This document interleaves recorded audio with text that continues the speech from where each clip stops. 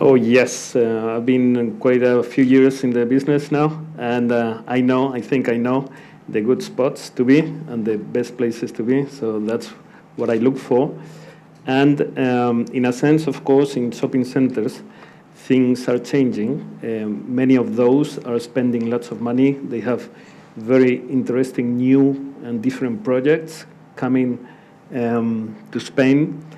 And as they invest, for us, it gets expensive to be in a shopping center.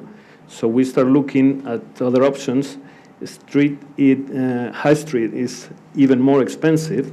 So we're starting to think about retail parks where we can develop a brand new kind of building, a brand new kind of experience for the customer that already knows our brand, knows what they're going to eat, and the atmosphere is different at a lower price. And we're exploring there, I think, all the brands, all the good brands, as the shopping centers also explore open restaurants with locals. It's never worked for shopping centers to have locals in their shopping in their space, because they're not used to shopping centers. They're not used to tell the sales or to pay common expenses or anything, and mainly they don't work.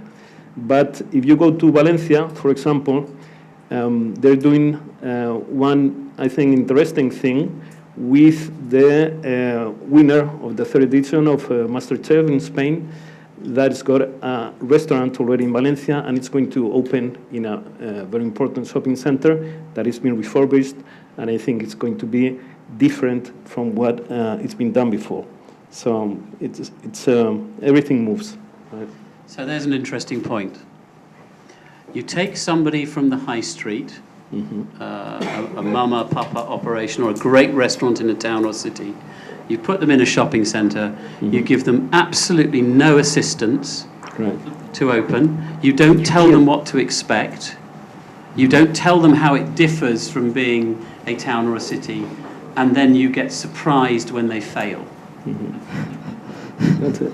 It is amazing to me that the property industry thinks that that might work, because all the dynamics around operating a restaurant in a shopping centre are different to a high street. You're still selling food, you still need staff.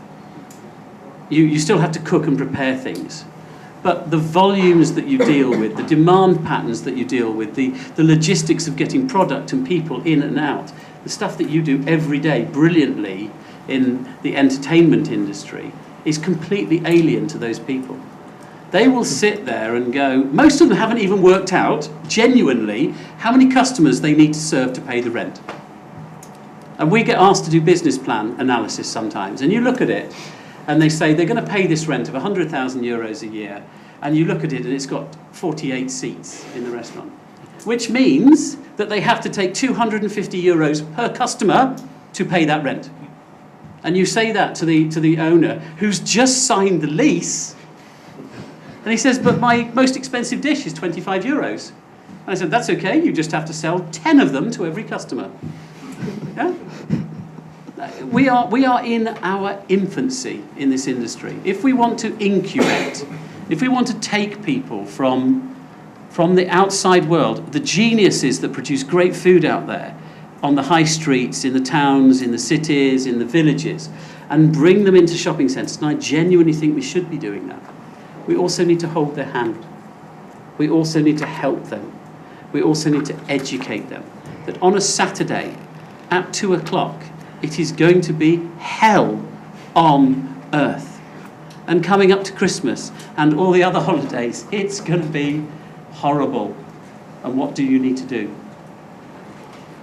We don't do that at the moment. So why do we expect success? Right. Yeah. And the reason why the landlords lease to big operating companies is because they do have that experience. Right. The AmRests of this world. They have the experience of operating in shopping centres. They know what volume's about.